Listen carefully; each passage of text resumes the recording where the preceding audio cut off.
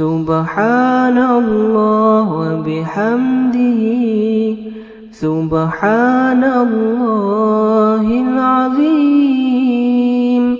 نحمدہ ونصلی علی رسولہ الکریم، اما بعد، قال رسول اللہ صلی اللہ علیہ وسلم من غشنا فلیس منا والمکر والخداع فی النار۔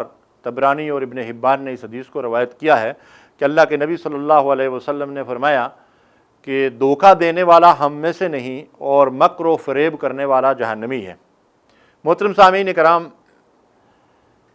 دھوکہ بازی اور جال سازی کو اسلام نے حرام قرار دیا ہے، اور یہ کسی مسلمان کو ضعیب نہیں دیتا کہ وہ خرید فروخت اور معاملات اور دوسری چیزوں میں کسی کے ساتھ دھوکہ، فراڈ اور بے ایمانی کرے۔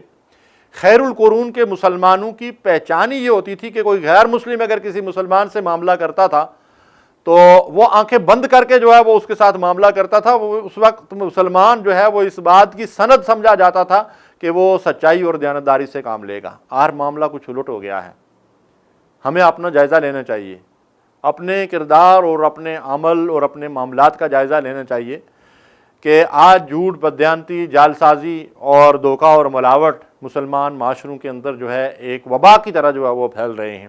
ہر آدمی مال کمانے کے چکر میں ہے اور اس میں وہ نہیں دیکھتا کہ میں کس طریقے سے اپنی آخرت جو ہے وہ برباد کر رہا ہوں۔ اللہ کے نبی صلی اللہ علیہ وسلم بازار میں تشریف لے گئے اور گیہوں کی ایک بوری کے اندر جو ہے وہ آپ نے ہاتھ ڈالا تو اوپر گیہوں خشک تھے اور اندر جو ہے وہ گیہوں گیلے تھے۔ تو آپ نے دکاندار سے پوچھا کہ یہ کیا ماجرا ہے؟ تو اس نے کہا کہ بارش ہوئی تھی اور اس وجہ سے گیہوں گیلے ہو گئے تھے۔ اللہ کے نبی صلی اللہ علیہ وسلم نے فرمایا کہ اللہ کے بندے، تو نے گیلے گیہوں اوپر کر کے رکھے ہوتے تاکہ گاہک کو دھوکہ نہ ہوتا۔ فرمایا من غش فلیس منا، جو دوسرے کو دھوکہ دیتا ہے وہ ہم میں سے نہیں ہے، یعنی وہ مسلمانوں میں سے نہیں ہے۔ مسلمان کو یہ بات زیب ہی نہیں دیتی کہ وہ کسی کو دھوکہ دے۔ اسی طرح ہم کوئی چیز فروخت کرتے ہیں تو اس کا عیب جو ہے وہ چھپا لیتے ہیں، تو یہ بہت بڑا گناہ ہے۔ اب دیکھیے کہ دھوکہ جو ہے وہ کس قدر جو ہے وہ ہلاک اور برباد کر دینے والی چیز ہے۔ اللہ کے نبی صلی اللہ علیہ وسلم کا ایک ارشاد ہمیں ملتا ہے کہ مال غنیمت میں سے ایک شخص نے ایک جو ہے وہ چادر چھپا لی، چوری کر لی اور اس آدمی کی موت واقع ہو گئی۔ تو اللہ کے نبی صلی اللہ علیہ وسلم نے فرمایا کہ وہ جہنم کی آگ میں جل رہا ہے، اور اس کا سبب یہ بتایا کہ وہ چادر جو اس نے مال غنیمت میں سے چوری کی تھی، یہ دھوکہ مسلمانوں کے ساتھ کیا تھا کہ اس لیے کہ وہ مسلمانوں کی امانت تھی، وہ بیت المال کا حصہ تھا۔ تو محترم سامعین کرام، آج جو کچھ ہمارے معاشروں کے اندر ہو رہا ہے، ہمیں ان چیزوں سے عبرت حاصل کرنا چاہیے اور دھوکہ بازی سے اور جال سازی سے اپنے آپ کو بچانا چاہیے۔ حضرت ابو ہریرہ رضی اللہ تعالیٰ عنہ نے ایک شخص کو دیکھا کہ وہ دودھ میں پانی ملا رہا ہے۔ آپ نے اس شخص سے کہا کہ اللہ کے بندے، قیامت کے دن جب تجھے کہا جائے گا کہ اس دودھ اور پانی کو الگ الگ کرو تو تم کیا کرو گے؟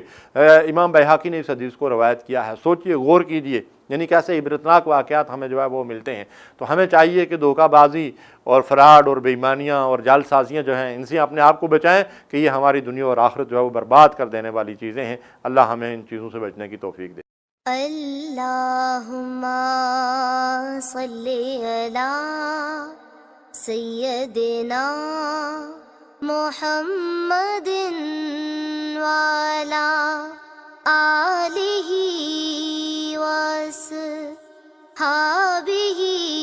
وسلم۔ اللہم صلی علی سیدنا محمد وعلی آلہ وصحبہ وسلم۔